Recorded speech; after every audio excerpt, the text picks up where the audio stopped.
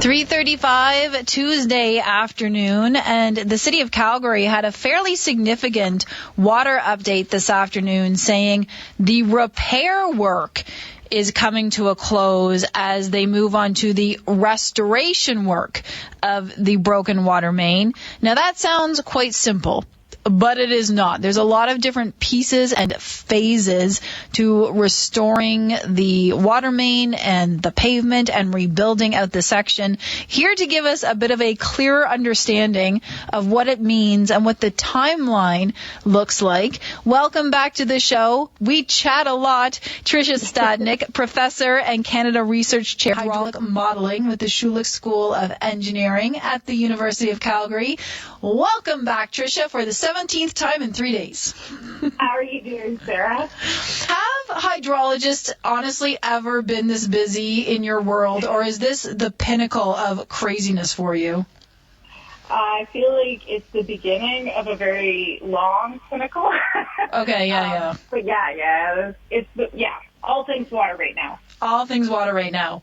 When the City of Calgary says to people, repair work is done and we move to restoration, that seems like it's a boom, quick fix, but it's not. If you actually read through all of the city updates, this is still part of a very long process. Can you kind of take us through what these stages look like? Yeah, and exactly right. So, hold on to your hats. There was good news today, but we've still got a little bit of a road to go. So keep those water-saving measures up, Calgarians, and make sure you get those rain buckets out over the next couple days. So 4 main steps have to happen once they've backfilled the soil around the pipe. That includes filling it, and that basically is as simple as opening a gate from Bears Paw and putting water in that 4.5 kilometer long section or so that hasn't had any water in it. That's stage one. What they're going to be doing during that stage is making sure that they're monitoring for leaks, monitoring sound to listen for any wire breaks, which would indicate additional hotspots. And they're also going to be monitoring for pressure changes across that pipe. And this might sound like a really simple stage, but it's actually really complicated.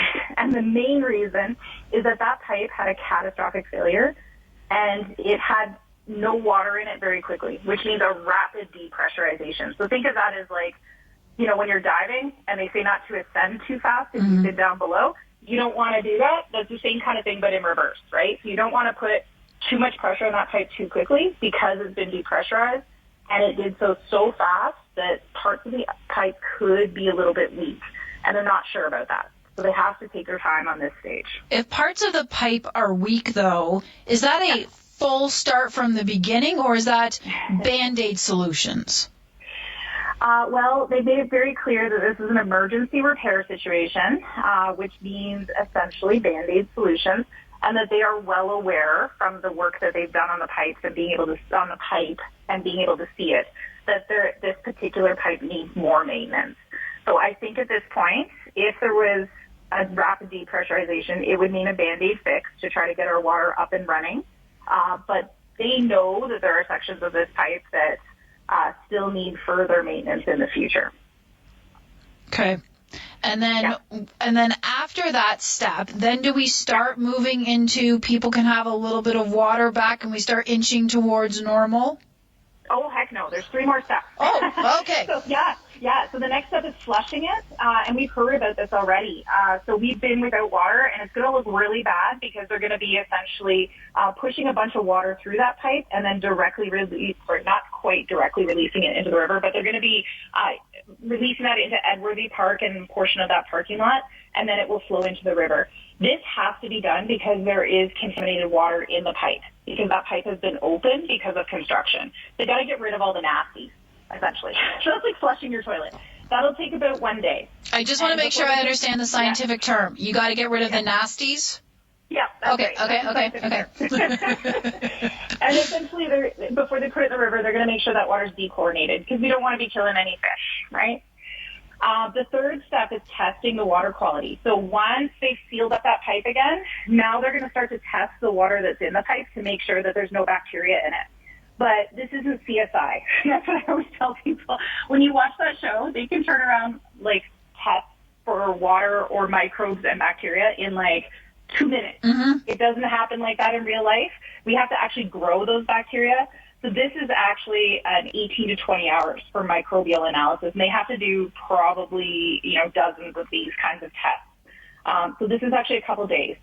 And then last but not least, then they have to stabilize the system. So when they just put water in it, they haven't actually repressurized the pipe fully yet because they haven't added the pump from Bear's Paw that push the water into that pipe and add extra pressure. So if we passed all the first 3 steps, then they're actually going to add that pressure back in and monitor the system really carefully to make sure that they don't hear any cracking, bending of wires, or see any pressure drops across the system. And that will take about 3 to 5 days for the whole system to equilibrate. Is it pessimistic and wrong, Professor Stadnyk, to say it feels like there's still a lot that could go very sideways in the next week or so?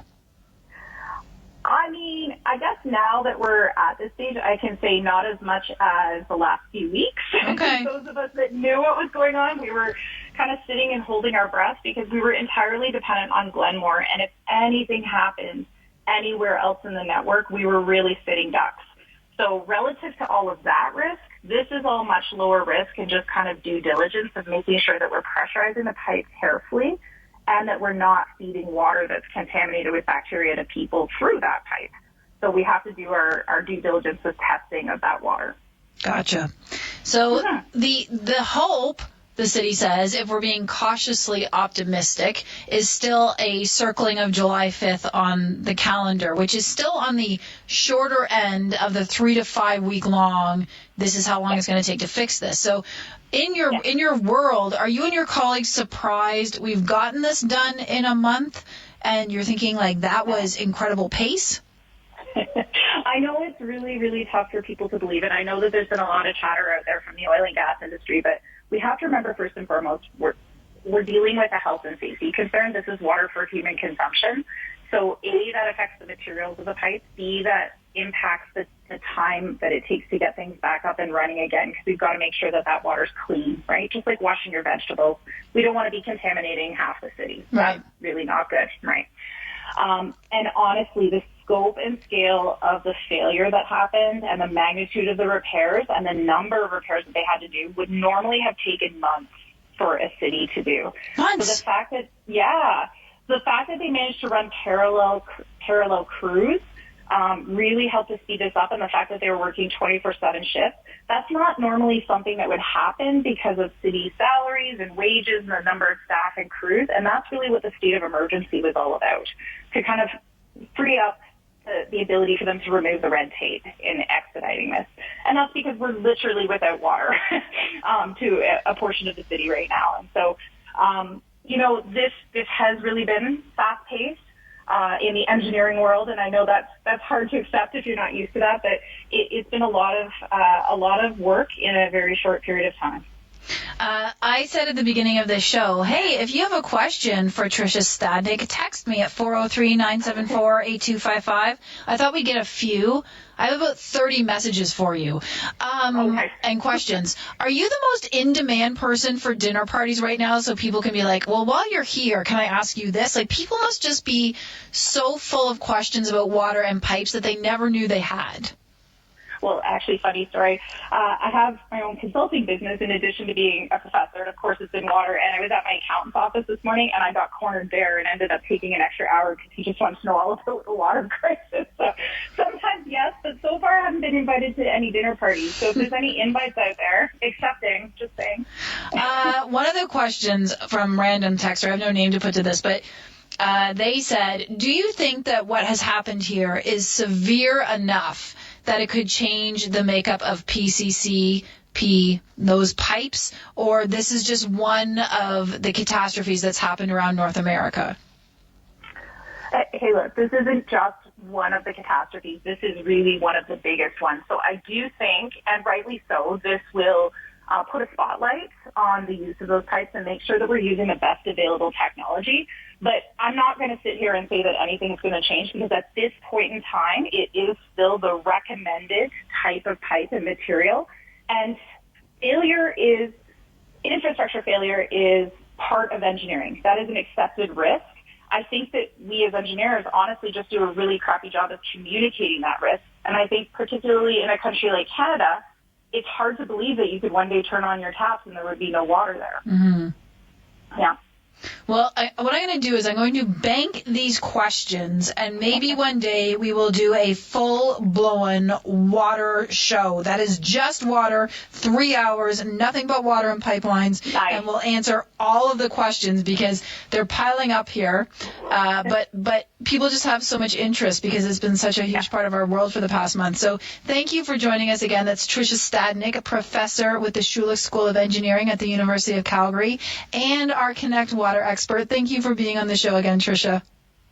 My pleasure, and I just want to tell people that we have a really keen group of students at the university that is releasing a bunch of water-saving tips on Twitter and Instagram and a bunch of social media at Water Assembly, all one word, at Water Assembly. So check it out. Water Assembly. I'm writing it down. I will look at it on my social media tonight. Perfect. They'll be up by tomorrow, so. I'll look at it tomorrow. Yeah. Okay. Yeah. Thanks so much, Tricia. Okay, bye.